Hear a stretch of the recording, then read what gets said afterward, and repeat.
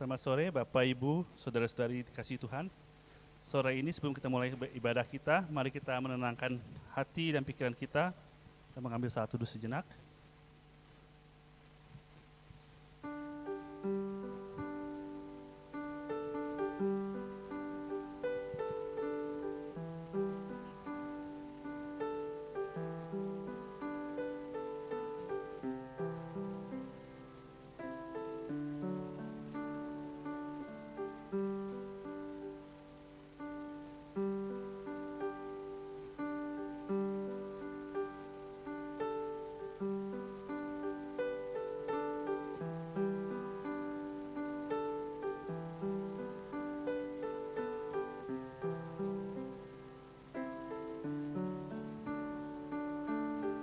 Mari kita berdiri, menyanyikan lagu How Great Is Our God. The splendor of the King, clothed in majesty, let all the earth rejoice, all the earth rejoice. He wraps himself in light, and darkness tries to hide, and trembles at his voice, tremble at his voice. How great is our God! Sing with me, how great is our God! And all will see how great is our God. Age to age we stand,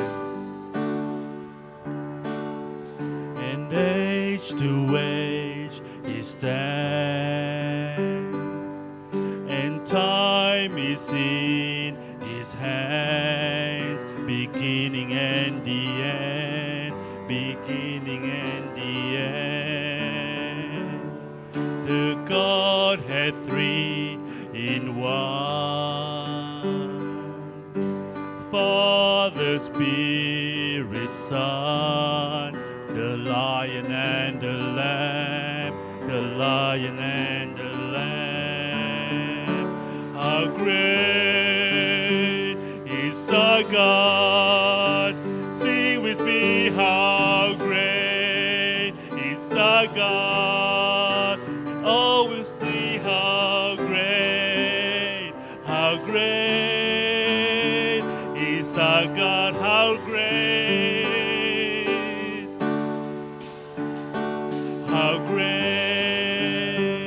is our God.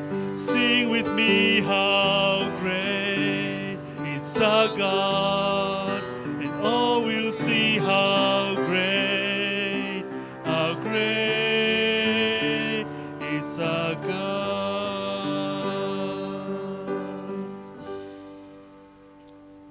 Mari kita awali ibadah kita dengan sebuah ayat yang mengingatkan kita dari Mazmur nomor 107. Bersyukurlah kepada Tuhan sebab Ia baik, bahwasanya untuk selama-lamanya kasih setianya. Mari kita berdoa. Kami bersyukur Tuhan, Engkau adalah Allah yang baik, Allah yang memberikan kepada kami kebaikan menurut pemandangan, menurut pertimbangan Tuhan. Bapa, kami berdoa, Engkau sendiri yang akan mengajar kami untuk mengenali kasih setia Tuhan dan untuk mengenali sukacita yang Tuhan berikan di dalam kehidupan kami. Pimpin kami, pakai ibadah ini supaya kami boleh belajar untuk memuliakan nama Tuhan. Demi nama-Mu kami berdoa dan mengucap syukur. Amin. Minggu ini, hari Minggu tanggal 10 April, di dalam tradisi gereja adalah Minggu Palem. Minggu ketika Tuhan Yesus masuk ke Yerusalem, disambut oleh banyak orang yang kemudian akan menyalibkan Dia. Kita diajak untuk merenungkan tentang salib Kristus hari ini dan mengingat tentang karya Kristus dalam hidup. Marilah kita selanjutkan yang menyanyikan lagu In Christ Alone. Hanya Yesus harapanku.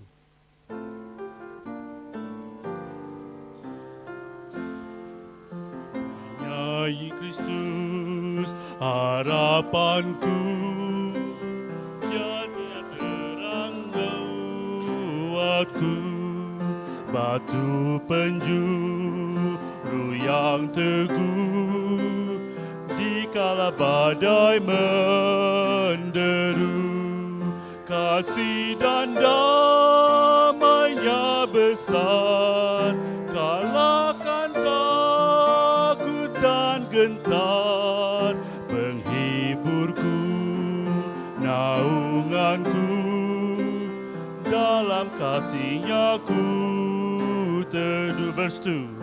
Hanya Kristus yang bersedia turun menjadi manusia, datang selamatkan umat-Nya, walaupun dihina, dicerca, sampai Dia mati di salib, menanggung murka Ilahi, semua dosaku ditebus, karena mati-Nya ku hidup. Silakan duduk. Berita gereja untuk ibadah pada hari ini, Minggu tanggal 10 April 2022. Anda bisa lihat beberapa poinnya di buletin gereja kita. Yang pertama, kami menyambut seluruh jemaat yang berbakti hari ini. Kiranya firman Tuhan dan persekutuan yang hari ini kita alami dapat membawa kita makin mengenal Kristus lebih baik lagi. Yang kedua, ibadah Jumat Agung untuk pada hari Minggu, pada Jumat ini akan diadakan bergabung dengan Gereja Bowen Baptist Church jam 3 sore. Jadi kita tidak ada kebaktian Jumat Agung secara terpisah, tapi kita bergabung bersama-sama dengan Gereja Bowen Baptist Church. Tetapi kita tetap ada ibadah Paskah tanggal hari Minggu tanggal 17 April, dan temanya adalah kebangkitan harapan yang nyata, jam yang sama di tempat ini juga. Untuk khotbah-khotbah minggu yang lalu dapat didapatkan di YouTube dengan link yang tertera di gereja. Yang berikutnya ada persekutuan doa yang diadakan di lewat WhatsApp grup doa bersama SBI. Silakan bergabung. Kalau Anda ada pokok doa, silakan sampaikan kepada koordinator acara, yaitu Saudari Diana, melalui teks WhatsApp yang ada di buletin gereja. Semua kegiatan gereja saat ini di on recess ya, karena kita masih dalam liburan sekolah term 1, jadi semua aktivitas at the moment on recess. Satu pengumuman khusus untuk hari ini, bahwa gereja SBI menerima bequest dari almarhumah Ibu Kirana sebesar 6.500.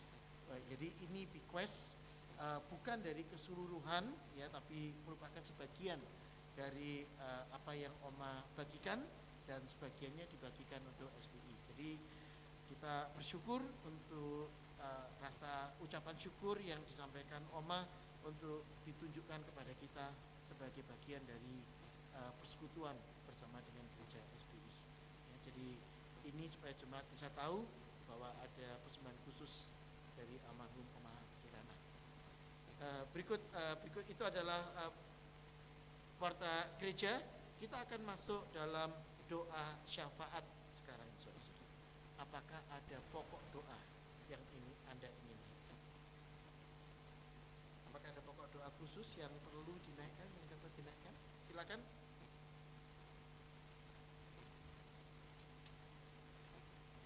Ada pokok doa yang akan terbang ke Indonesia?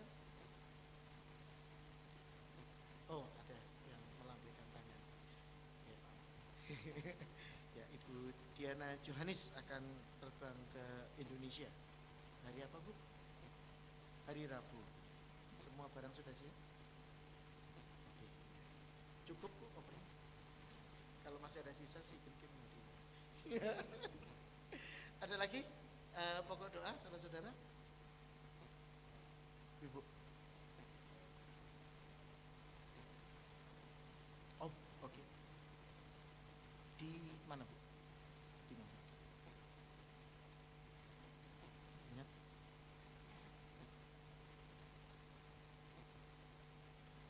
Ada lagi yang lain?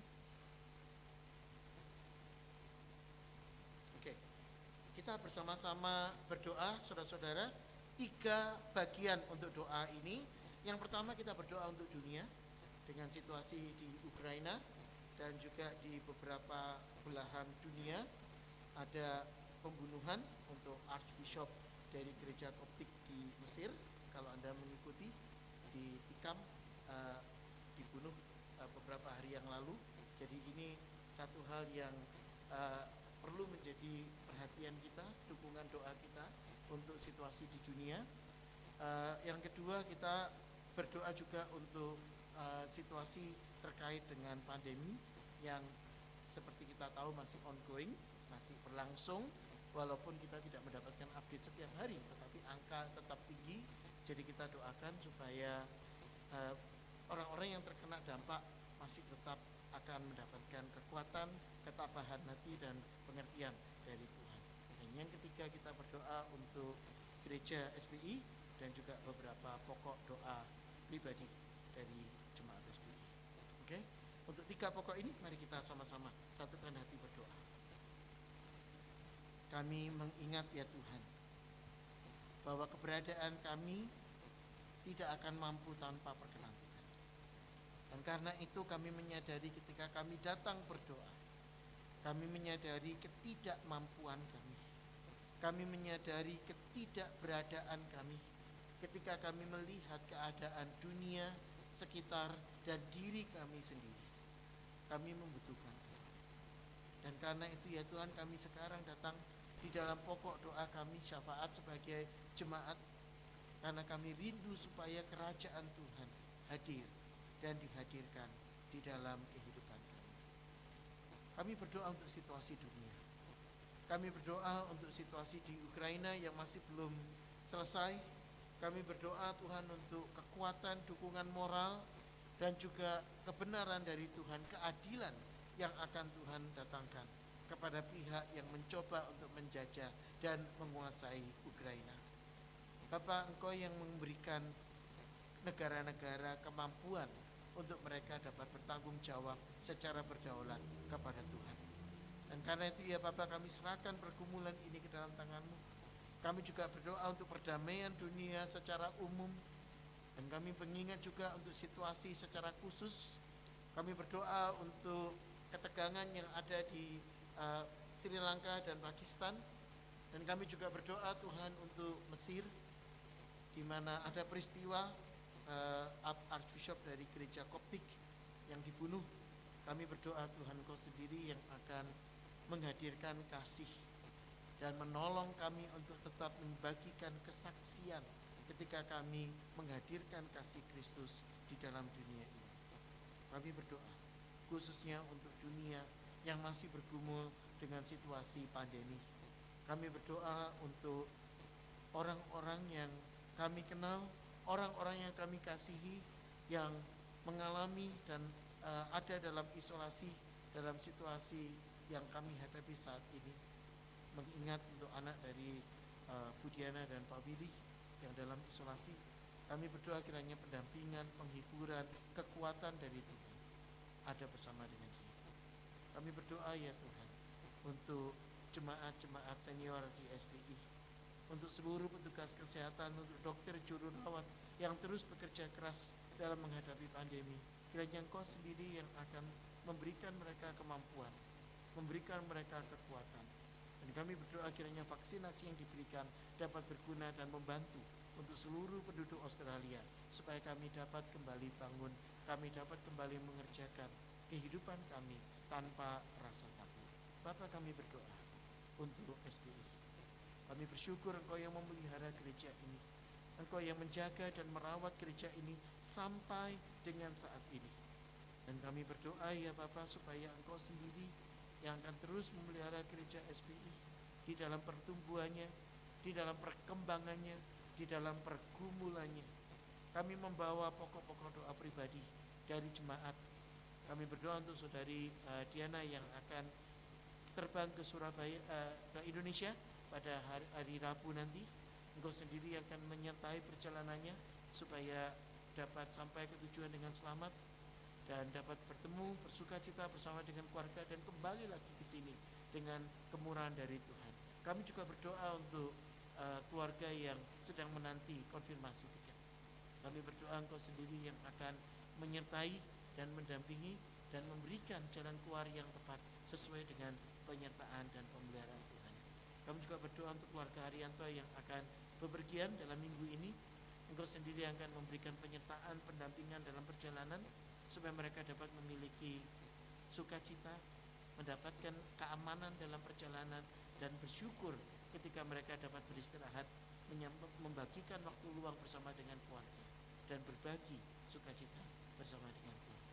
Dampingi mereka ya Tuhan. Terima kasih untuk kasih-Mu, terima kasih untuk pemeliharaanmu, terima kasih juga untuk pertolongan Tuhan untuk saudara-saudari kami yang ada di Indonesia. Kami berdoa untuk Bu Christine dan Pak Tony. Kami juga mendoakan untuk Mega yang hari ini masih sedang ada di Indonesia. Engkau sendiri yang akan menyertai dan menolong mereka. Kami berdoa untuk Bu Gebi supaya Engkau pulihkan kesehatan beliau saat ini, supaya beliau juga boleh kembali pulih dan dapat bersama-sama bersekutu bersama dengan kami, bersukacita untuk pemeliharaan Tuhan. Terima kasih ya Bapak untuk kasih-Mu. Terima kasih kalau Engkau mengajar kami untuk bersandar kepada Tuhan di dalam doa kami. Dengarkan seluruh doa kami ya Tuhan, karena kami menaikkan dalam satu nama yang ajaib, nama anak-Mu yang tunggal, Tuhan kami Yesus Kristus. Amin. Kita akan bersama-sama bersatu hati untuk memberikan persembahan kita bagi kemuliaan Tuhan. Bagi saudara-saudara yang ingin memberikan persembahan secara online, nomor rekening tertera di layar. Saya undang jemaat petugas persembahan untuk maju ke depan. Setelah persembahan diedarkan, mereka menyanyi lagu Betapa Hatiku.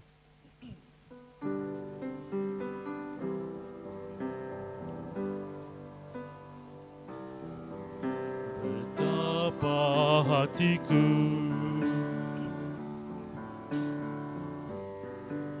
berterima kasih, Kau mengasihiku, Kau memilikiku. Hanya ini Tuhan persembahanku, segenap hidupku, jiwa dan ragaku. Sebab tak ku miliki harta kekayaan yang cukup berarti untuk ku persembahkan. Hanya ini Tuhan permohonanku, terimalah Tuhan persembahanku. Pakailah hidupku sebagai alatmu seumur hidupku. Mari kita persembahkan persembahan kita di dalam doa. Bapa di surga, Engkau adalah sumber kehidupan kami. Engkau adalah sumber setiap hal yang kami terima di dalam kehidupan kami. Dan ketika kami memberikan persembahan, kami sadar bahwa ini adalah lambang, ini adalah simbol dari apa yang kami terima, yang ingin kami kembalikan sebagai hormat, pujian bagi Tuhan. Tolong kami untuk mempersembahkan persembahan kami dengan ucapan syukur, karena Allah yang akan memakainya untuk pelebaran, untuk kemuliaan, dan untuk perkembangan kerajaan. Demi nama Tuhan kami Yesus Kristus, kami berdoa dan mengucap syukur. Amin. Sebelum kita mendengarkan firman, mari kita siapkan hati kita dengan lagu The Old Rugged Cross, Salib Hina. Mari kita bangkit berdiri, let's stand. Atas bukit yang jauh tampak salib hina, lambang dari sengsara jelas. Pada salib itu Tuhanku terpaku, menebus dosa isi dunia. Aku kasih akan salibnya hingga tiba saat ajalku. Ku tetap memegang salibnya sampai ku terima mahkotaku. Verse 2. Dunia mencela salib hina itu, namun bagiku salib mulia. Anak domba Allah meninggalkan surga, di Golgota tempat matinya. Aku kasih akan salibnya hingga tiba saat ajalku. Ku tetap memegang salibnya sampai ku terima mahkotaku. Last verse. Pada salib hina ku tetap setia, walau aku juga dicela. Suatu saat kelak aku kan bersorak dalam surga yang indah mulia. Aku kasih akan salibnya hingga tiba saat ajalku. Ku tetap memegang salibnya sampai ku terima mahkotaku.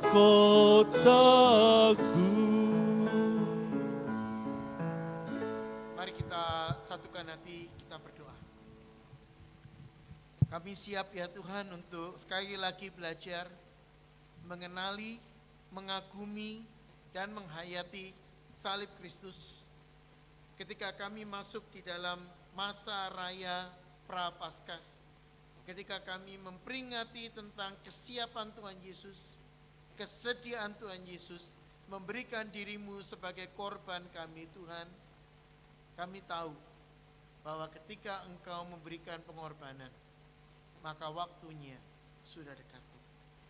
Dan kami diundang untuk mempersiapkan diri sebaik-baiknya, untuk kami bersiap menyambut kedatangan Tuhan.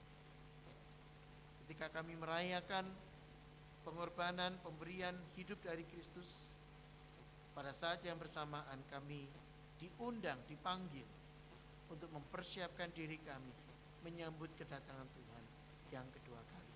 Tuhan, tuntun kami supaya melalui pemberitaan firman, melalui pengabaran kebenaran, kami makin diajar untuk bersandar, berharap, dan berserah kepada-Mu. Tolong kami ya Bapa, untuk kami dapat memuliakan Tuhan. Demi nama Tuhan kami Yesus Kristus, Tuhan dan Juru Selamat kami yang hidup, Allah kami yang setia, kami berdoa, mengucap syukur, dan berharap hanya kepada-Mu. Amin. Jemaat persilakan duduk. Mari saya undang untuk membuka Alkitab kita dari kitab Galatia pasal yang ke-6.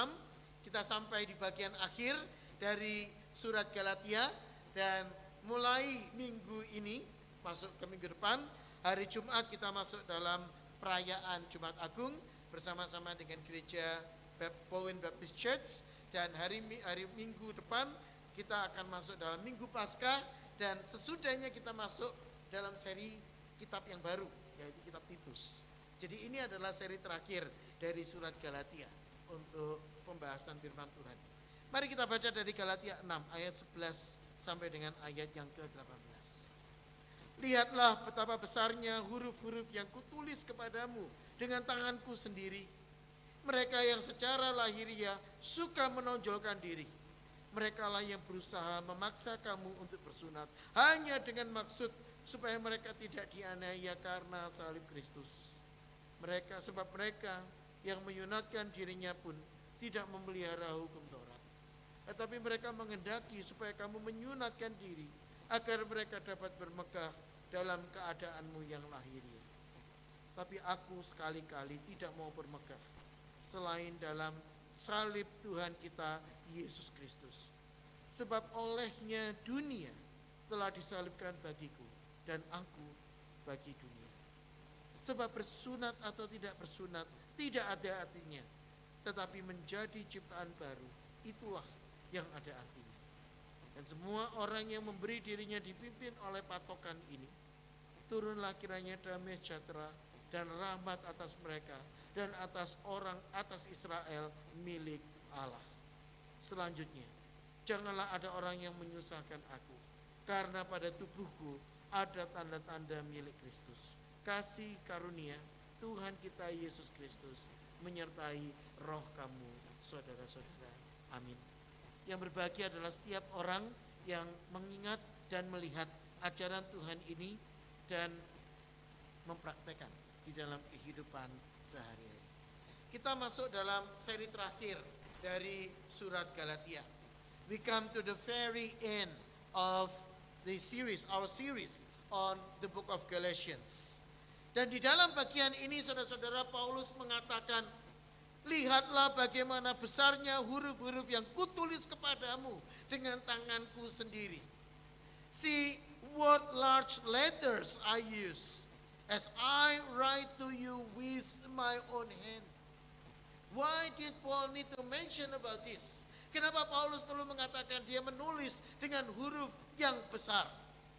Saudara-saudara, memang ketika saya membaca Alkitab Perjanjian Baru, maka Alkitab Perjanjian Baru dalam bahasa Yunani semuanya memakai capital letters, memakai huruf besar semua. Tapi yang dikatakan oleh Paulus di sini, dia menuliskan dalam bentuk huruf yang lebih besar lagi. When I read the original manuscripts, the oldest manuscript, I got a chance to look at the oldest manuscript that we have of the New Testament. In UK, they call it Beatty manuscripts, Beatty scrolls. I managed to went there when we went to UK. I look at the oldest existing manuscript, and it was written in capital letters. But what Paul meant here, he actually wrote in even bigger letters, in a shape, in a form of a bigger letters. Why would he say that? Paulus ingin menunjukkan bahwa dia adalah manusia yang bergumul dengan kehidupan. Ketika Paulus menuliskan surat ini, kemungkinan besar dia sudah berusia lanjut dan menurut analisa para tokoh, matanya itu sudah mulai rapuh. Dia tidak bisa lagi melihat dengan jelas. Maka dia perlu menulis dengan huruf besar supaya bisa kelihatan. When he wrote this letter to Galatians, he is getting old. He was an elderly Paul. He's not the younger Paul who traveled here and there. He was an elderly, the Apostle Paul. And he started to have problem with his eyes. So much that he needs to write in a bigger letters. Not just in a capital, but in a bigger letters so that he will be able to see. Saya percaya ini problem yang juga kita hadapi. Ketika saya ngobrol dengan beberapa senior di gereja ini, mereka mengatakan kepada saya, ini bisa nggak digedein hurufnya, gitu ya, supaya kita bisa kelihatan tulisannya lebih jelas lagi. Dan ini sesuatu yang sangat real, kan? Maka Paulus menunjukkan, saya tidak memiliki apapun untuk dipamerkan dalam hidup. Saya adalah manusia biasa dan saya mendekati akhir dari hidup saya. Paulus mengatakan, kalau begitu buat apa saya mencari nama? Buat apa saya mencari popularitas? Pengabaran Injil bukan soal popularitas. What Paul was trying to say, he's just a mere human. And as a mere human, he's approaching his old age.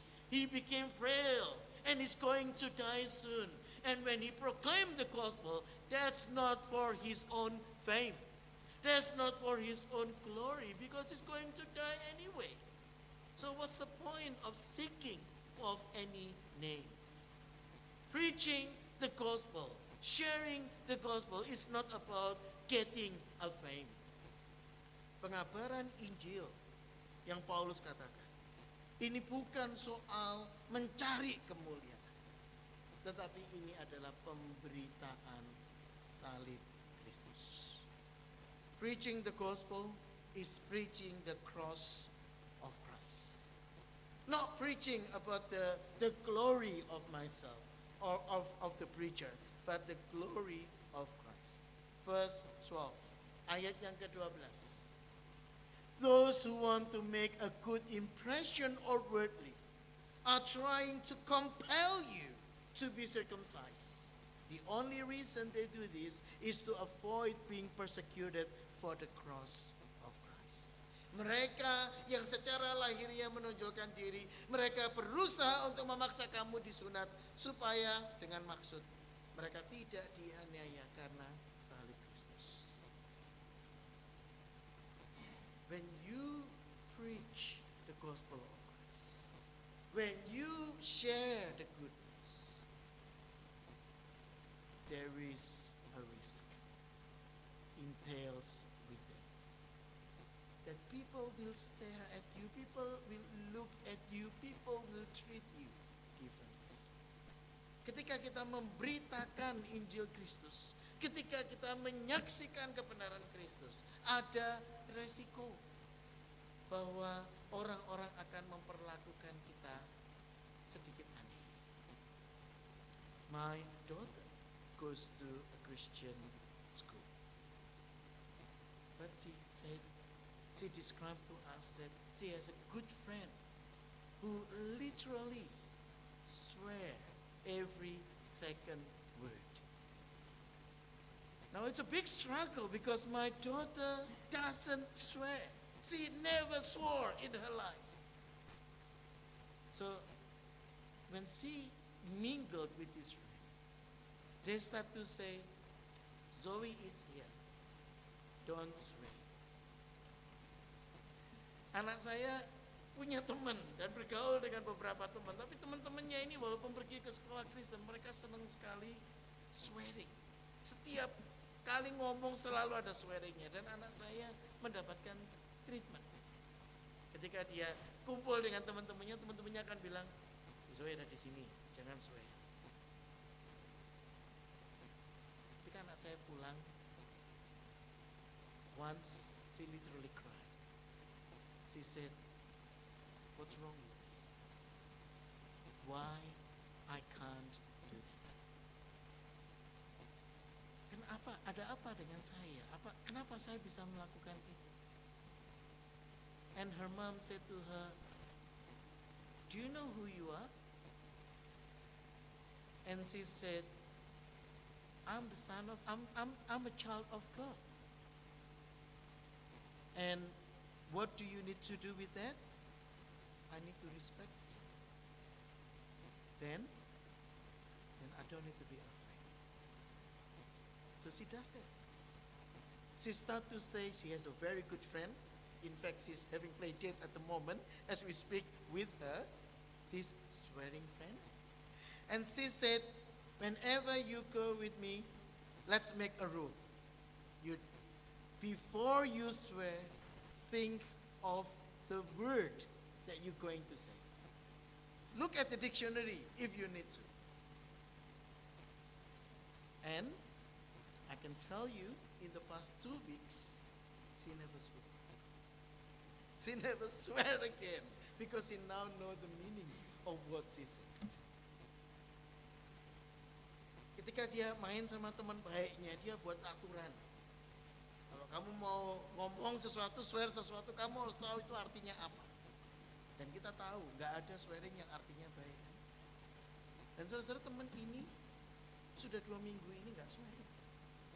Dan dia ngomong sebelum liburan kemarin, kepada anak saya, mama saya impress karena saya nggak pernah swearing lagi. Jadi dia kepingin lihat kamu, maka mereka sekarang lagi play date. Karena kepingin dilihat apakah anak saya alien atau bukan. Mungkin kira-kira itu tujuannya. Dia sekarang ada di sana. Paulus mengatakan, ketika saya mengabarkan Injil, ini bukan untuk kepentingan kita. Ini bukan untuk kemuliaan saya, tetapi ini untuk kepentingan salib Kristus. Mereka yang memaksa kamu untuk menyunatkan diri, mereka tidak menyunatkan dirinya sendiri. Mereka tidak memelihara hukum Taurat. Mereka memakai kamu supaya mereka dapat bermegah atas keadaanmu yang lahiriah. Verse 13. Not even those who are circumcised obey the law, yet they want you to be circumcised, that they may boast about your flesh. There are people who preach, there are people who doing things, there are people who doing religious stuff, but the focus and the center is not for Christ, but on themselves. And they're looking at people and they try to find the people so that they can get the fame out of you. They can use you as the evidence of their good deeds. Paulus menegaskan, tetapi aku sekali-kali tidak mau bermegah selain dalam Kristus, sebab olehnya dunia telah disalibkan bagiku dan aku bagi dunia. Paul said in verse 14, may I never boast except in the cross of our Lord Jesus, through which the world has been crucified to me and I to the world. Paulus ngomong ini dari pengalaman pribadinya dia. Di dalam surat yang lain, dalam surat Filipi, dia mengatakan, kita mau adu-aduan soal kesalehan nih. Saya orang Farisi. Saya adalah orang Farisi dari murid Gamaliel, dari aliran yang paling ketat. Untuk urusan komitmen kepada kebenaran, saya adalah pengejar dan pembakar gereja. Kurang apa lagi? Tapi segala sesuatu kuanggap sampah ketika aku mengenal Kristus. Paul tried to describe in verse 14 that he already done. When you talk about religious stuff, he said, look at me, I've done it all. For decades, I've been part of the Pharisee. I've been teaching, I've been set under Gamaliel, the strictest rabbi in Judaism. And in terms of zealousness, in terms of commitment of the truth, I burn Christians. How about that? But all of those things in Philippians, he said, I take it as rubbish once I know Christ. Mengapa Paulus bisa menganggap itu semua adalah sampah? Karena dia menyadari iman itu bukan soal ritual. Iman itu adalah tentang relasi dengan Tuhan. What is the secret? What is the key secret that Paul found? That he thought righteousness and all of those zealousness are rubbish when he found Christ. Because he realized the essence of religion doesn't lie in rituals, but it actually sits in relationship with God. Apa gunanya kita mengikuti tradisi-tradisi tapi kita nggak pernah sampai kepada Tuhan? What's the point of keeping all rituals if God never look down to you, never look at you and smile at you? Apa gunanya kalau kita memelihara semua hukum tetapi kita tidak pernah menyadari apa sih maksudnya Tuhan memberikan hukum itu? What's the point of keeping all the traditions if in the end we worship the traditions rather than the meaning of the traditions?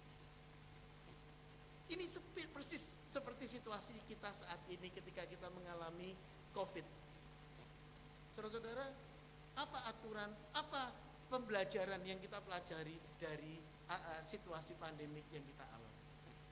Aturannya sederhana ternyata. Kalau kemana-mana, pergi kemana-mana jangan lupa cuci tangan. Betul kan? Simpel kan ternyata? Kalau kemana-mana ternyata kita perlu menjaga kebersihan diri sendiri. Ini kan sesuatu yang kita udah pelajari dari sejak kita kecil.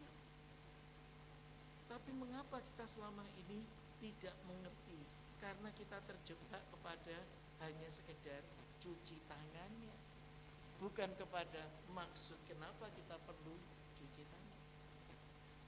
It's like in the time when we were in pandemic, we are now so used to the habit of wash your hands. Keep yourself clean. That's the way. That's the only way to maintain your hygiene. We knew this all along, but we always thought, that's not so important. That's only for little people. That's only for children, not for us. Only now we realize how important those things are. Because now we saw the connection between keeping the hygiene and maintaining and keeping away from the virus. Ketika kita beriman kepada Kristus, apa artinya? What does it mean then to be a Christian? Ayat 15. Sebab bersunat atau tidak bersunat tidak ada artinya. Tetapi menjadi ciptaan baru itulah yang ada artinya. Verse 15, neither circumcision nor uncircumcision means anything. What counts is new creation. What is the point of becoming Christian? Apa tujuan kita perlu menjadi Kristen? Saudara, ayat 15 menegaskan menjadi Kristen tidak supaya kita menjadi lebih saleh. Verse 15 doesn't say that when we become Christian, we will become more righteous. No. We will follow more rituals. No. Tetapi menjadi Kristen itu artinya kita menjadi ciptaan baru. But when we became Christian, when we believe in Christ, we become new creation. Apa artinya ciptaan yang baru? What does it mean to be a new creation? We start to see things not in our way, but in God's way. Kita mulai melihat dan menimbang segala sesuatu, bukan dari kacamata kita, tapi dari kacamata the changing of perspectives. Perubahan cara pandang kehidupan. We see our life as a life worth a living. Why? Because God made us. Because He gives us life. Because He gives us time to live.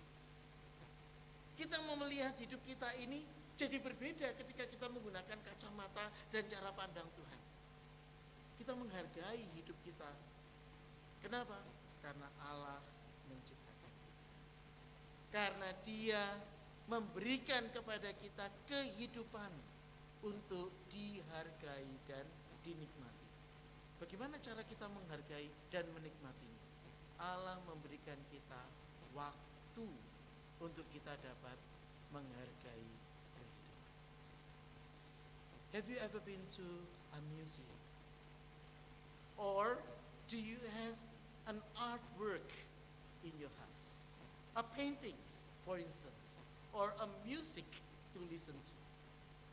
What do you need to enjoy those piece of art? Anda pernah pergi ke museum? Pernah lihat lukisan? Pernah dengar lagu? Saudara, bagaimana cara kita bisa menikmati hasil karya? The answer is time. If you listen to your favorite music, Frank Sinatra, Lobo, Elvis Presley, whatever, okay, Justin Bieber, name it. But if you listen only for 2 seconds compared to 5 minutes, can you tell the difference? Kalau Anda mau menikmati sebuah hasil karya, Anda bisa ambil tokoh siapapun dan Anda bandingkan, menikmati selama 5 detik dan menikmati selama 5 menit, ada bedanya. God give us time that we may enjoy His presence. God gives us partners in life that we may enjoy their presence. Time is God's blessing that we can honor Him. Waktu adalah kesempatan yang diberikan oleh Tuhan supaya kita bisa menghargai keberadaan Allah, nilai orang-orang yang Tuhan berikan kepada kita, dan kita bisa menghargai kemuliaan Allah. Siapa yang memberi dirinya dipimpin oleh patokan ini, dia akan mengalami damai sejahtera dan rahmat atas Israel milik Allah. Peace and mercy to all who follow this rule. What rule? Seeing life from God's perspective. What rule? Appreciating God's presence in life. What rule? Looking at the opportunity, not as something that escape and never come back, but as a time to honor God, to glorify God in this life. They will find peace in their life. Mereka yang dapat menghargai kehidupan, mereka yang dapat melihat kesempatan itu bukan sesuatu yang, kan kalau dalam peribahasa atau dalam riwayat Tionghoa, pepatah itu, kesempatan itu seperti orang yang kepalanya gundul, yang punya kuncir di depan, yang lari begitu cepat, yang kita harus berusaha nangkep kuncirnya itu. Betul kan? Saudara, kalau Anda bisa nangkep kuncirnya itu, maka Anda dapat kesempatan itu di tangan Anda dan Anda tidak boleh melepaskan dia. Saudara, Alkitab bicara kesempatan sebagai sesuatu yang berbeda. Allah menyertai kita. Berapa lama? Aku menyertai kamu senantiasa sampai kepada akhir zaman. Selanjutnya, Paulus mengatakan, jangan ada orang yang menyusahkan aku, karena pada tubuhku ada tanda-tanda milik Kristus. Finally, let no one cause me trouble, for I bear on my body the marks of Jesus. Ini ayat yang sulit untuk ditafsirkan. Dan banyak perdebatan, tanda-tanda milik Kristus itu artinya apa? Saudara, tetapi membaca konteks, saya bisa menawarkan kepada Anda jawaban. Tanda-tanda milik Kristus adalah tanda persekutuan yang dialami Paulus bersama dengan Yesus, yang membuat dia dihina, membuat dia diejek, dan bahkan membuat dia dianiaya. dan ini mempersiapkan dia untuk pulang kepada Tuhan. Maka dia mengatakan, jangan ada orang yang repotin aku lagi. Aku sedang mengarahkan diriku kepada Tuhan dan aku siap untuk pergi. Jangan gandoli aku lagi. Kira-kira itu terjemahan bebas. What is the marks of Christ? The marks of Jesus. Now this bit has become a point of debate among many scholars, but looking at the original language, looking at the context of the book of Galatians, I can offer you the best way to approach it. The marks of Jesus is the points of his sufferings, the endurance that Jesus must go through, the trouble challenge that he needs to be through when he was on earth. And Paul said, I experienced all of those things, and those things preparing me to enter the glory, to go with Christ. Therefore, don't hold me back. Don't trouble me. Don't let me stay for longer, because I'm ready for the Lord. That's what he said. And that is the joy of relationship, when he will spend eternity with you, with Jesus. Inilah kemuliaan yang agung ketika Paulus menyadari bahwa arti menjadi percaya adalah kita tidak akan pernah sendiri, tapi kita akan melewatkan kemuliaan abadi bersama-sama dengan Allah yang mengasihi kita dan memberikan hidupnya untuk kita. Kita akan merayakan Paskah. Apa arti Paskah untuk kita? Paskah berbicara tentang hidup. Paskah berbicara tentang harapan. Paskah berbicara tentang kerinduan kita untuk melihat Tuhan. Dan karena itu tema Paskah tahun ini adalah a living hope, pengharapan yang hidup, yang akan kita lihat hari minggu depan ketika kita merayakan Paskah. Mari kita mempersiapkan hati kita, diri kita bagi Tuhan. Kasih karunia Tuhan kita Yesus Kristus menyertai kamu, saudara-saudara. Mari kita berdoa. Kami bersyukur Tuhan, Engkau memberikan kami kehidupan, supaya kami menyadari bahwa kami bukan pencipta kehidupan. Kami berterima kasih ya Tuhan, Engkau memberikan kami pengharapan, supaya kami dapat mengakui dan menyadari bahwa kami bukan penjamin masa depan seseorang. Dan kami berdoa ya Bapak, tuntun kami supaya kami boleh menghidupi kebenaran ini, menghargai setiap kesempatan yang kami terima dari Tuhan dan memakainya bagi kemuliaan. Pimpin kami ya Bapak, persiapkan kami ketika kami masuk dalam Minggu Prapaskah, ketika kami masuk dalam Jumat Agung, dan ketika kami merayakan peristiwa kebangkitan Kristus, kemenangan Kristus, jaminan, kepastian, kemuliaan dalam kehidupan kami. Di dalam nama-Mu kami berdoa dan bersyukur. Amin. Marilah kita aminkan firman Tuhan pada sore ini. Mari kita bangkit berdiri, demikian lagu Thank You for the Cross.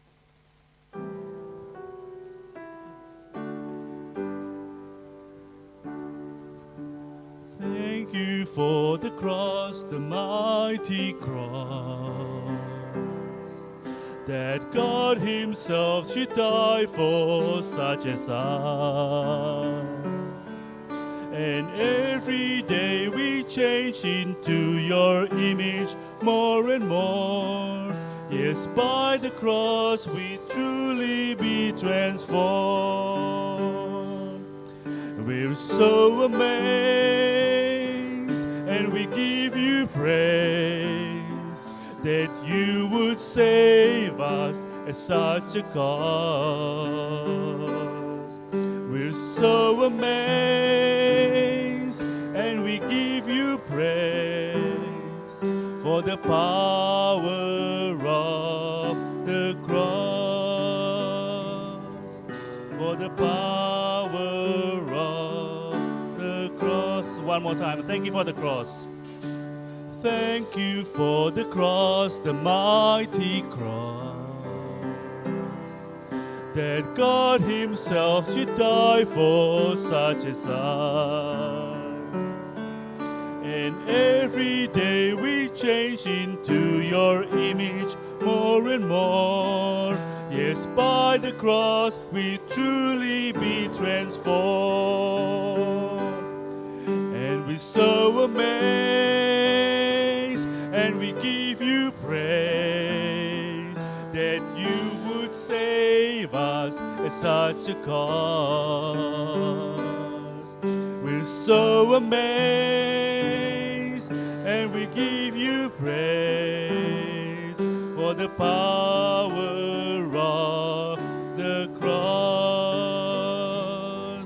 for the power of the cross. We're so amazed, and we're so amazed, and we give you praise that you would save us at such a cost.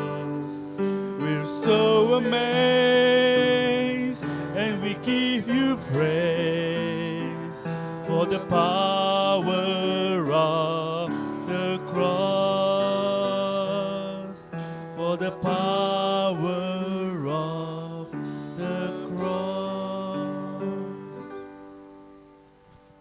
Ketika kita merenungkan tentang karya salib Kristus dalam hidup kita, marilah kita mengingat kepada bukti komitmen Tuhan, kepada janji pemeliharaan penyertaan dari Tuhan, dan kepada panggilan untuk kita menyadari hidup kita adalah berharga di mata Tuhan, dan Ia menjanjikan berkat untuk mendampingi kita dalam sejahtera-Nya.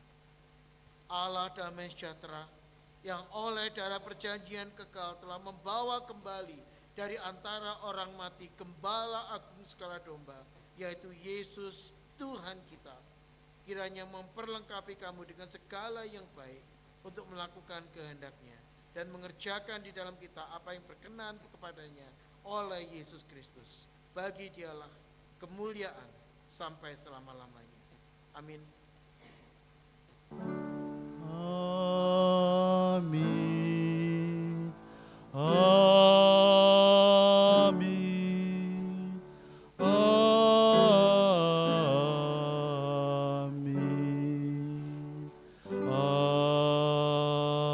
Amin. Bahkan selesai, silakan duduk. Saat duduk.